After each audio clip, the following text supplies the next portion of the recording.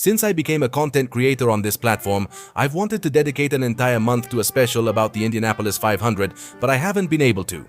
Today, I'm going to try again. And I swear to you that this year there will be a preview of the Indy 500, but to start off this special, how about a little story?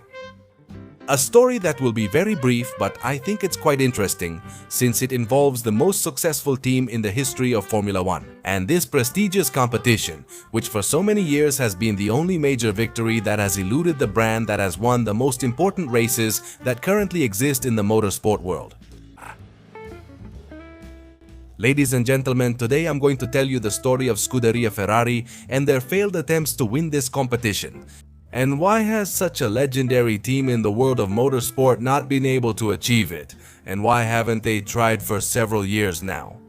So, to keep this video from getting any longer, ladies and gentlemen, welcome to Chapter 1 of the special dedicated to the Indy 500, the story of Ferrari in this competition.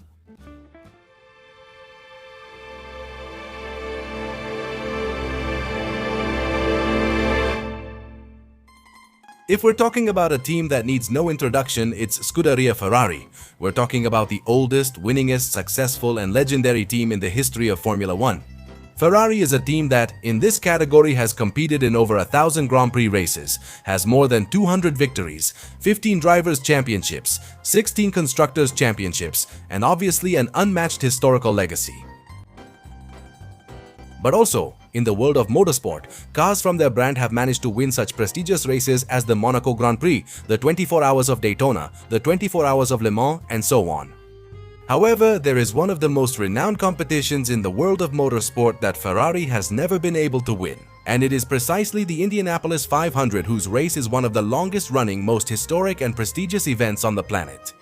Every time Ferrari has tried to win it, it has ended in failure. Well, as a brief context, the Indy 500 has existed since practically 1911, long before Formula One even existed or was even being planned. And during all that time, before Formula One was born, Indy established itself as one of the greatest races in the world, with prestige on par with the 24 Hours of Le Mans and the Monaco Grand Prix. When Formula One was born in 1950, and as we've told you many times on this channel, to give the championship an international character and not just say they were competing in Europe, the Indy 500 was added as part of the official and points-paying Formula One calendar from 1950 to 1960. But it was common for neither the Formula One drivers, let alone the teams, to go and participate in this competition, because the cars used in Formula One were not competitive on the oval, and to compete the cars had to be heavily modified, or build some exclusively to be used in this competition. Something that the manufacturers decided to completely ignore, since creating a car exclusively to use in this race and paying for the trips from Europe to America for all the team equipment. And given the complete lack of sporting and economic interest from European manufacturers in this competition, they decided not to participate in the Indy 500. Even though it was a points-paying race in the Formula One Championship, where many people didn't even know that this competition was actually part of the top category. And that's where Ferrari steps in and says, "Hold my pizza, we should at least give it a try." Since no other manufacturer was going to race at the Indy 500, Ferrari thought this could be a huge opportunity to try to win and make history, promote the Ferrari brand in the United States, and also earn valuable points for the Formula One World Championship. Faced with this opportunity, Ferrari set the goal on the 1952 calendar to go race at Indianapolis, aiming to win the race. To do this, they brought a modified version of the Ferrari 375 to the American track, a car that was not the one they would compete with in Formula One in 1952, but rather a version of the single-seater they used in 1950 and 1951, with a V12 engine designed by Aurelio Lampredi, which of course would be modified to withstand the Indianapolis Oval. And that's where the problem with this particular vehicle was, since it was designed for the demanding and challenging European circuits like Silverstone, Monaco, Spa, and so on. Circuits that do have long straights but also heavy braking zones, fast corners, slow corners, and much more. Circuits that had nothing to do with an oval like Indianapolis, where most of the time is spent with your foot flat on the accelerator. In an attempt to be competitive with their single-seater, they modified the suspension to strengthen it and increased the carburation of the V12 engine, as well as doing whatever else was necessary and possible to adapt the car to the demands of the Indianapolis circuit. As such, Ferrari would only officially participate with one car and with Alberto Ascari as the driver. But today they brought 3 other Ferraris, which would be managed by private teams and were driven by Johnny Pearson, Bobby Ball, and Johnny Morrow. But as soon as the event started, they realized there was no way to win this race under normal conditions. None of the 3 Ferraris sold to private teams managed to qualify for the race, as they withdrew before qualifying because their competitiveness was very poor.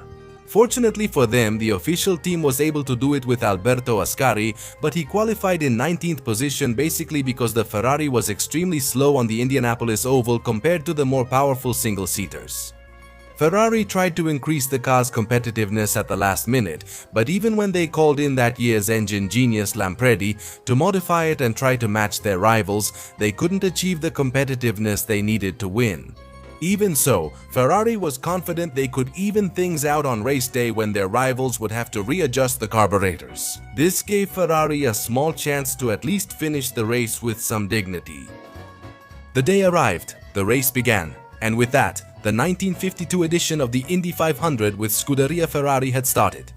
Where indeed, and just as the Italians had predicted, the speeds were much closer for race day, compared to the other cars, which, although they struggled with acceleration, had enough top speed to put up some kind of fight. But unfortunately his race ended very early. Well, even though Alberto Ascari managed to move up to 8th position, showing good performance and surprising everyone, on lap 40 the car suffered a problem with the rear axle that caused him to spin out. And since Ascari didn't know how to speak English, he couldn't prevent the race stewards at that Grand Prix from pulling him out instead of letting him return to the pits to try to repair the car, marking the premature and unsuccessful end of Ferrari's first and only official adventure in the Indianapolis 500. Despite the disappointment, the Italians hadn't done as badly as it seemed at first, to the point that they considered returning in 1953, but given how little preparation they would have, they decided it was better to abort this attempt. But this did not mean the end of Ferrari's attempts to conquer Indianapolis, as they returned to the oval in 1956 under the name Bardal Ferrari Special. Basically because Bardal, the additives company, provided financial support to build a car so that Ferrari could participate in this competition again. To do this, they bought and adapted a Curtiss Craft 500D chassis, but it was Ferrari itself that developed the engine, which would be a Ferrari inline 6-cylinder. They prepared it for this competition, where the driver who would drive the car would be the 1950 Formula 1 world champion Nino Farina. But in the end, this ended up being another disaster. Nino never adapted to the team or the car, he lacked competitiveness, and in the end, he couldn't even qualify to compete in Indianapolis again. So this was Ferrari's second attempt, and it was another failed attempt, but this time it was worse because they didn't even make it to Sunday. After this, Ferrari showed interest multiple times in entering the Great American Race, but could never make a return happen. In '61 they were interested in participating again, but because Formula 1 was changing its rules and technical regulations, they couldn't meet the needs of the competition and preferred to avoid another embarrassment, since they wanted to compete to win and not just participar. At the end of the 1960s, the Granatelli brothers spoke with Enzo Ferrari to explore the possibility of a potential return. And although they considered creating an engine based on the one they had in Formula 1 and having Mario Andretti drive the race, in the end, due to financial and technical issues, this never came to anything. This was another failed attempt to return Ferrari to the legendary race. And so, year after year went by without Ferrari making an appearance at the Indy 500 again, and it seemed that Enzo Ferrari and his people had completely lost interest in the competition. But in the 1980s, more precisely in 1986, they had one last chance to participate. And what has been, up to now, their last and probably most serious attempt to return to the Indy 500. In that decade of the 80s, Enzo Ferrari was starting to get fed up with the politics involved in the world of Formula 1, so he began turning his attention to other competitions around the world. And also as a way to threaten to leave the category, presenting the International Automobile Federation with another competition that Ferrari could go to and focus on if they didn't change their regulations regarding engines. This was related to the suspension they had over the reduction of engine displacement that would be used in the season of. For this, Enzo authorized and ordered the design of a car to compete in the American Kart and IndyCar series, the category that competes on the Indianapolis Oval. The designer of this car would be Gustav Brunner, who would be responsible for creating the Ferrari 637 single-seater, a car that would be equipped with a Ferrari engine called the 034, which would be a turbocharged V8. This car was presented to the world and in fact was tested by Michele Alboreto in Albacete and at the Fiorano circuit. At the very least, the intention for this car to see the light of day was completely serious. Ferrari had designed the single-seater, brought in personnel from the United States to work directly on the vehicle, and had asked Goodyear for tires to be able to test the car in different tests.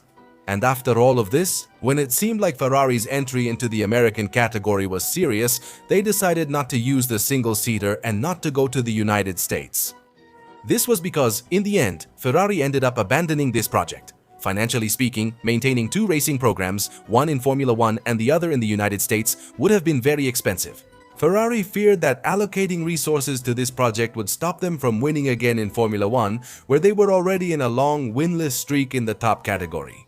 And in the end, since the FIA ended up changing its engine regulations for 1989, Enzo was quite happy with this, and his desire to leave Formula One magically disappeared. So this car, despite being created and practically ready to compete, was simply stored away and is now just part of the museum that Ferrari has with its cars. With this, it killed the last great opportunity the world could have had to see Ferrari at the Indianapolis 500 trying to conquer one of the only crowns they are missing. To be honest, although Ferrari was interested in participating in the Indianapolis 500, they never really made a true effort to field a competitive car, except for that appearance they made in 1952. And they never put real effort into making a successful showing in this competition like they did with their endurance racing programs. Well, maybe if they had put together a serious project, with time and planning ahead, life could have taken them down a much more successful path. In this competition, unlike the rest of the competitions they've participated in, this is definitely the only one where they've come away with more embarrassment than glory. And definitely they haven't been able to conquer it. And it looks like this will continue for a long time, since Ferrari is very disconnected from this competition and has no interest in participating, unlike McLaren for example, who is actively involved right now. The last time there was any possible interest from Ferrari in IndyCar was when the budget cap was being considered in Formula One, where, in order to avoid laying off the workers who were at Ferrari, the idea had been raised to either return to the World Endurance Championship or to enter the IndyCar Championship so that these workers could be reassigned instead of being laid off. But in the end, Ferrari decided to start a program in the World Endurance Championship, completely forgetting about any attempt to return to the Indy 500. For Ferrari, the spectacle of racing remains the only crown they haven't conquered, the one prize that, despite their boasting, is still out of reach. Legacy, history, finances, and culture. They haven't been able to achieve this important victory in any of their attempts. But ladies and gentlemen, with this we end this brief story of Ferrari's failed attempt at the Indy 500. But here's where I ask you, would you like to see Ferrari in this prestigious competition? Do you think it could ever happen? And tell me, as a wild dream, if Ferrari were to make an appearance at the Indy 500, which drivers would you like to see driving their single-seaters? Let me know all your opinions in the comments section. With this, we finish one of the parts of the Indy 500 special. As a little preview, on the Desdi Alparak channel we will continue with this little special, where now we will dedicate it to the most successful drivers that Formula One has had in this competition. If you enjoyed this video, please give a thumbs up, subscribe, turn on notifications for new uploads, and share with friends.